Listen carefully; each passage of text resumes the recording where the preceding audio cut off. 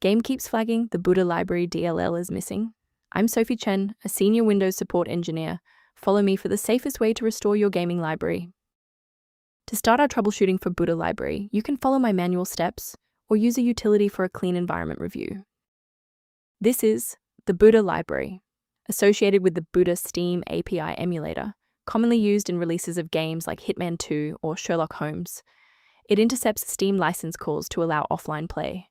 Like most scene files, it is frequently deleted by Windows Defender. If missing, the game will refuse to launch or will open the official Steam store page. Now let's apply the fix by reinstalling the shared system library. The best approach here is a reinstall of Microsoft Visual C++ Redistributable. Grab the x86 and x64 Visual C++ Redistributable installers from Microsoft and run them to restore the file. If the setup package didn't provide a resolution, we need to look under the hood at how your system handles current session configurations. A full system restart clears the temporary memory cache and allows Windows to attempt a fresh initialization of all required libraries, including Buddha library. Before you reboot, make sure to bookmark this video or click the like button so you can easily find your way back to the next step once your PC is back up and running. Restarting is our first line of defense. Since that didn't clear it, we'll dive into more specific settings in step 3, and if you need to pause the video to catch up, go right ahead.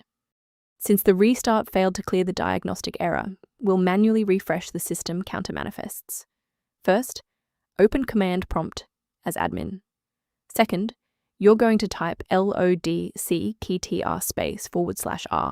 then hit enter. Why are we doing this? Well, performance DLLs rely on accurate registry indexing to function. This step wipes the existing counter registration and forces the system to reconstruct a healthy link to the diagnostic manifests. It's worth taking a moment to discuss the safe acquisition of runtime components. Please be cautious of websites offering free downloads of MSVCP 140 CLR 400 DLL.